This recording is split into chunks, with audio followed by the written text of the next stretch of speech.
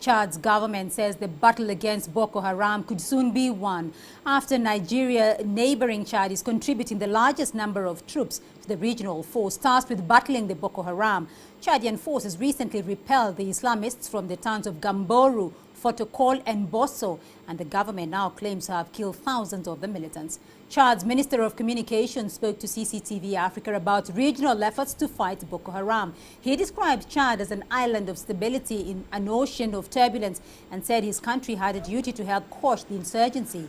He started by talking about Nigeria's aim to restore security to its north within 6 weeks in time for the presidential vote. Je respecte d'ailleurs leur point de vue. Ils ont certainement des experts. I respect Nigeria's point of view. They are certainly experts and they know the terrain better than others who are also involved. This is a problem happening in Nigeria and they have other tactics and techniques that they'll perhaps communicate to our armies. And we hope to end this perhaps in even less than 6 weeks. If we were fighting a normal army, I'd even tell you that it will be over in a week. But we face people who melt into the population, who respect no military convention, nor law, nor faith. It's an obscure group, but we are confident of reaching our goal, I hope, in the days to come.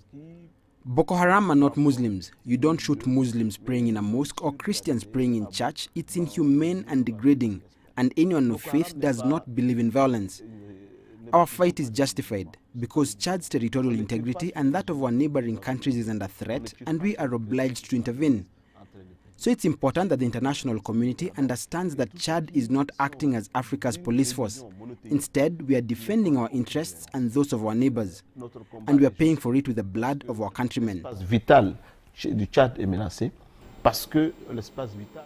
Strong words there from the Chadian government. Well, let's get you more now on that. CCTV's Clementine Logan joins us live from N'Djamena in Chad. Clementine, how confident are Chadian troops so that they can help eradicate Boko Haram from the region? Well, there is an important distinction to be made here, Beatrice, and that's that Chadian forces only have the right to pursue Boko Haram militants when they're attacked in the various towns and villages that they're deployed to. And we've seen this happen most recently, of course, in the town of Bosso in Niger on Friday. And we'll probably see it happen in Diffa as well, following that overnight attack by Boko Haram in Niger. Chadian troops do not have the right to actively seek out the militants in any northern Nigerian town that they want.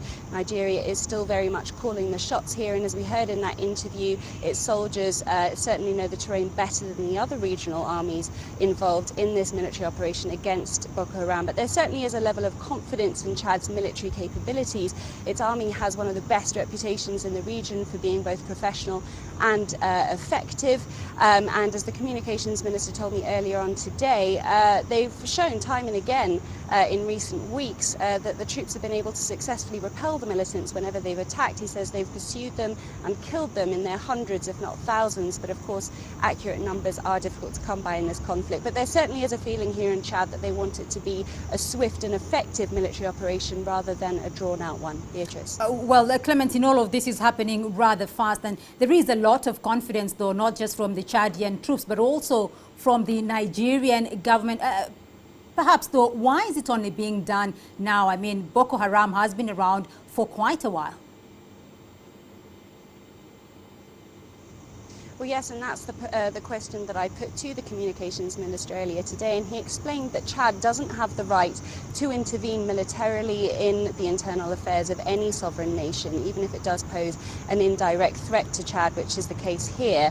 Instead, what happened was Cameroon's President Paul Biya made an appeal for international help once those incursions by Boko Haram began early this year. Chad responded swiftly. It said it would not stand by and do nothing and watch the group wreak havoc on a neighbouring country, and this is really because a threat to Cameroon is also a threat to Chad.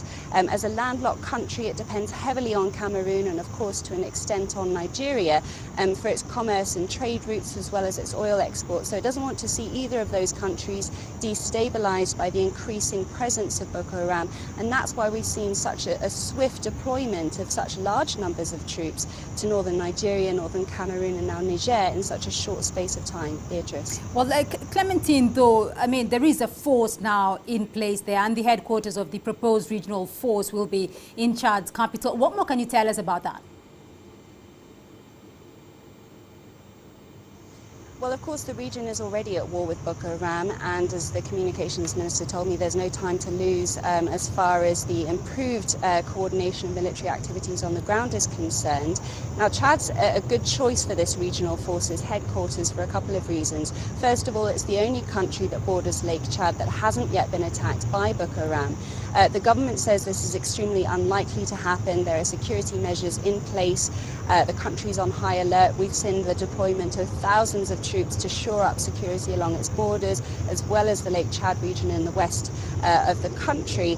And a security analyst that I spoke to said that once that headquarters is up and running, which the government says should be in a matter of days, if not hours, they understand the urgency of this, that we should see improved intelligence gathering, more of those aerial surveillance missions at the moment being carried out by the French, as well as improved coordination of military activities on the ground, and critically, the sharing of intelligence and information between regional armies involved in this fight against Boko Haram. If these things are addressed swiftly, it really could help turn the tide against the Boko Haram militants on the ground. Beatrice. All right, Clementine Logan for us there in Chad's capital, N'Djamena. Thank you.